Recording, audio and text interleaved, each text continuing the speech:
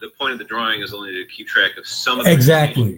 So it's not that they're reification errors; is that these are this application of a symbol, the use of a physical thing to refer to a mental thing. Yeah. That's a big part of what a flag You does. could almost create a tree, basically a foundational reification error. If you could figure out what that is, you would have branches upon branches stemming off from that core reification error, in this case, the flag, right? Well, yeah. I mean, if there is an error, and again, we're not talking about error, but when you start talking about... I would call it an error. When you talk about... So I guess the error is the application. So once that symbolization, that assignment's been made, depending on how you interpret that assignment, I would call it an error. So, for example, if you say that we should have less freedoms because the flag has been fought for, that's a tremendous error from my perspective because... Well, wait, time out. A bunch of people died for this flag. Right. Does that make it sacred like the other one?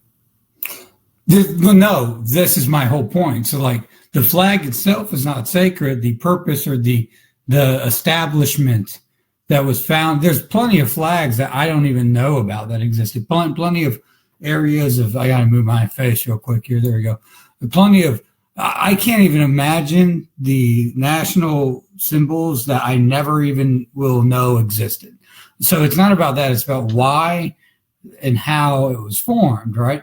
Plenty of people died for that, for that flag. What's the ending? What's the symbolization of that flag? What's the assignment of that, right? I guess it would depend all on the interpretation. You go on. You tell me, I guess, from this flag on the right here. Well, all I was getting at, and I'm probably going to draw this wrong because I don't have a good memory for all these things. Oh, wow. A lot of people died for this flag too. Yeah, and we got plenty of people. Oh, they did this, but that didn't last. Well, they're in which that's it really. So basically, plenty of people die for these flags here, right? But they're actually I can even understand if these theories went out, why these theories would have laws against burning flags because the reason people died was to have more control. The unique component about the American flag, which is why it frustrates me to see even the hint of laws against, protesting, including burning of cloth, is because the reason people have died for that flag is for the paradoxical purpose of people being able to protest the flag who live inside the country. So basically, the reason people dying is not significant, but it's not important as opposed to why they died. In these cases, they died to have more control. In my opinion, people die, or the theory of America is less government control. Well, I mean, that's what the East India Tea Company sort of suggests. What I was you were asking about reification errors. Let's talk about the Confederate flag, because this one comes up a lot. Who's in charge of what that flag means? I guess there's no really good answer to that. Well, what are some of the things that people tell you that it means? Yeah, I mean, ultimately, how it impacts any individual person, how they interpret it's up to them. How it's interpreted by like a larger mass of society. They tell us, it means that you're racist. It means that you're pro, South or anti-progress. Exactly, all that jazz. What are a lot of people say that's the loser's flag, man. That we beat them. They gave up. They surrendered. They're out. What are some other things that some people say? No, it's about the South. Well, and obviously it was, if I'm not mistaken, was it South Carolina? It was a state flag. What flag was it? It was a state flag for some time. Let's go look it up. Confederate flag. I'm almost certain. Yeah.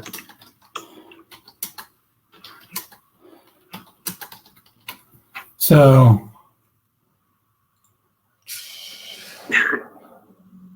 tens of millions starved for it. Yeah, the Tennessee battle flag explains Renee. So yeah, all right. So someone could say, well, I mean, that's Tennessee. That means the state of Tennessee. And I guess if you really feel attached to it, you could say this is my state's flag.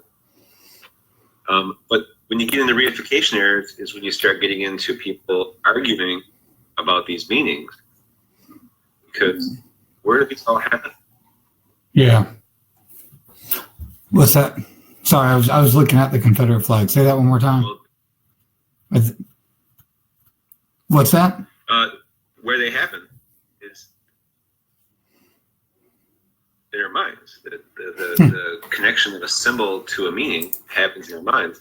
So when people try and own that connection, they end up arguing about this is other people's heads. I mean, now this is a larger just societal layer of the lack of ability for people to just hear what the other person's perception is and receive that for what it is, even if theirs is different.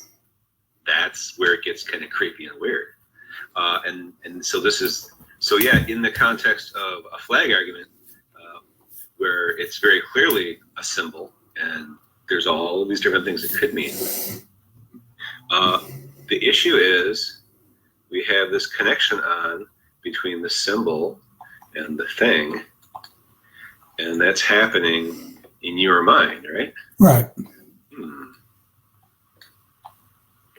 And then Joey over here has in his head that he's in charge of this.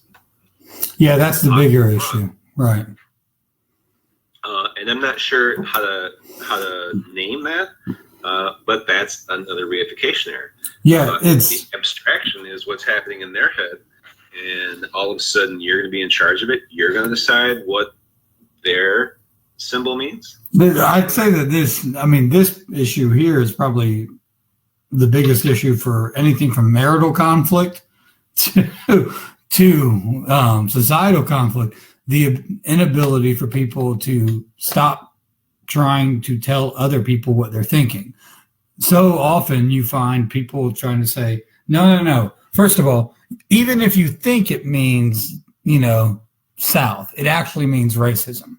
And it's like, well, for me, if a person has a Confederate flag in their house, and they say, well, for me, it doesn't mean that. For me, it means South Carolina. That should be the end of that discussion, right? But it's not. Why is that? Because I can't let you have that symbol, and that's why the argument tends to go ski hut. All of a sudden, we're arguing about a symbol. We're not arguing about a reality. Yeah. And the way to get back to it is to stop talking about the connection between the symbol and the reality, and start talking about the behavior. Okay. Why? What are you going to do about this flag? It is just a piece of cloth, or is it? If it's not just a piece of cloth, well, how does that translate into different actions, things like that? And very often, when you bring that discussion back to those kind of things, like, okay, so you have these ideas. That's if I accept that these are your ideas, but what are we going to do about the flag? So what I found, people who tried the projecting community, for lack of a better phrase, the Teddy Ruxpins of the world, the projectors, I've found that they tend to, for the most part. What's the guy's name? What's that? What was his name? No, I call them the Teddy Ruxpins of the world. In fact, I'll throw a Teddy Ruxpin gift in there pretty frequently. Basically, if you're in your 30s and you project every day on the internet, you're a Teddy Ruxpin. Okay. Have you ever seen a Teddy? Do you know what's that? Who is Teddy Ruxpin? Look up Teddy Ruxpin real quick. You'll like this. You'll get a kick out of this. Oh, is this like a talkback bear? Oh, I see. I get it. It's a projector, and and the reason, but it's even better than a projector, because just like every mid-30s projector online, it's a little teddy bear that's harmless at the exact same time that's projecting.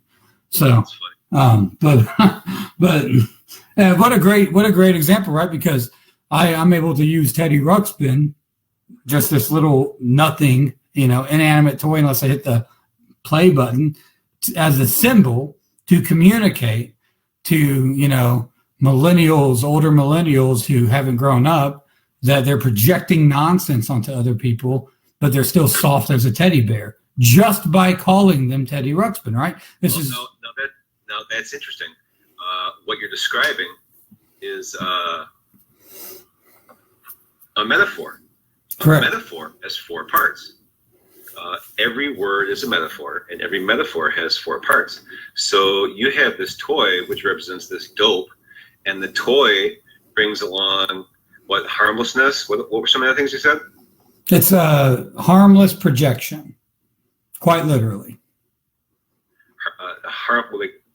Is this like a... The toy projects. If you put these little... I had one growing up. If you put little... So puts little images on the wall, or like... Yeah, images. It's a little... And it reads the story. Little image book story, and reads the story out loud. So so the mouth moves, it says things, and it projects, but it's harmless, and it really isn't saying anything at all. That's kind of what I was getting at always with that. And I just want to point out that a metaphor always has these 4 parts. This is this applies to every word. That's why reification is such a big deal, and why it's so easy to get complicated. Because when you pull these metaphors, you bring these other things along for the ride. Yeah. And that's why when you get a complicated metaphor like a flag, you end up with a million different, possible issues. Just moving on to talking about another symbol. This one, of course, right? Or yeah. Is it this one? Yeah, that's a good point. So apparently this symbol is one of the oldest symbols on Earth. That's why the Nazis picked it. Because it's really, really depending on your geographical location and timeline, this symbol actually meant something good, right? It didn't always mean the worst thing ever. Yeah, I think originally meant motion. Yeah. It represented change, right? That he was trying to be. They were basically progressives. They're gonna, they have this bright new idea about how society is going to work, and it's going to be great for the Germans, and the Germans are going to be great for the rest of the world, or whatever. That German romanticism, which did have a type of racism at the heart of it,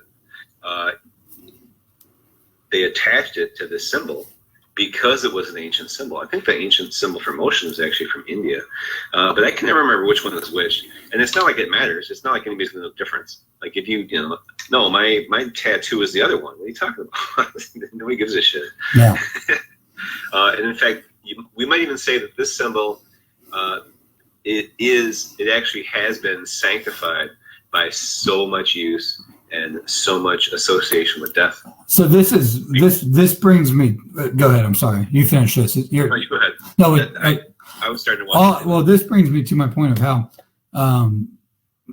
it's important for people to understand how reification errors are working, and how they can be worked. The reason I say that is something like even this symbol, which now has so much hate associated with it. Rightfully so, depending on who you're talking to, I guess you would say, but it's now profitable, right? Because if you go into different areas, someone can put, they can play up the hate angle, they can do a specific search, they can do a specific ad marketing and put t-shirts together to try to actually market off of this by simply, using the symbol in a specific way, just regardless, void of whatever that symbol is supposed to mean. And that's what gets often used in marketplace and in politics is that old homage, there's no such thing as bad press. You could almost say that that's the reification error component, because what they're saying is if we can control the way we convey this story, there's no such thing as bad press because we can control how they perceive the symbol. Well, and that's the thing with some symbols, they're kind of stuck. And the Confederate flag right now is in contention. Right? I like what you did here. If you were to get this symbol or this question on a test, and you were to check the answer no, but check it like that. The wrong symbol. Yeah. Well, that's a really important distinction to make if you're unaware of the association with that symbol. I think this is a reification joke. Yeah. And a lot of jokes really do hinge on the reification error because they either cross symbols or bring a symbol in that has more than one meaning. Like most things, the difference between a good metaphor and a good error is the intended use behind it, right? That's right. And whether or not it actually brings over the thing that you meant to bring it over. Right. If you watch Dukes of Hazzard now, the General Lee has that the car with the Confederate flag. Well, that brings up a great example. There's certain passes. You get certain passes with reification errors. Basically, certain things can mean a certain can have a broad interpretation to it. However, like on TV, you can't show murder. You can't just cut a guy apart on TV. Like at 9 p.m. No way. In fact, even The Simpsons, they're a cartoon. They still don't do murder. You ever seen Itchy and Scratchy? Yeah. They can cut each other apart. Why is that? It's a cartoon inside of a cartoon. What's that? That's right. It's like a second layer. Because of that, it's a protective layer. People aren't looking at the Simpsons. They are looking at the Simpsons almost like a satirical layer that's supposed to be associated with our observation of the universe and the world. But what the Simpsons are watching can be basically anything, and can do basically anything. So can Itchy and Scratchy have sex? I mean, now sometimes there's a reverse sort of thing that goes on. Are you a fan of PBS at all? I'm a fan of Fred Rogers. Right. So I had an argument with a guy today about PBS, and he said that PBS is a violation of the First Amendment. Well, that's interesting. And his theory was that since they're connected to taxes, I guess, that meant that he had some kind of limit on his free speech because now he couldn't go spend that money in his own TV station. Yeah. So he was calling it a violation of the First Amendment. It was really more of a limitation on your power because PBS doesn't stop you from saying what you want, man. I mean, I'm going to take a stab here. I would argue that what he is truly feeling violated on is the taxation component, which some would argue the income tax is, in fact, a violation of right. That could be debated. But and that's totally valid. That is a violation of my civil rights, or right. Whatever. However, because he's now been the First Amendment, and this is a great example now of reification there, because he's been so conditioned to believe, or whoever this was, that the taxes are just part of the deal. That now he believes the violation is PBS, where in fact.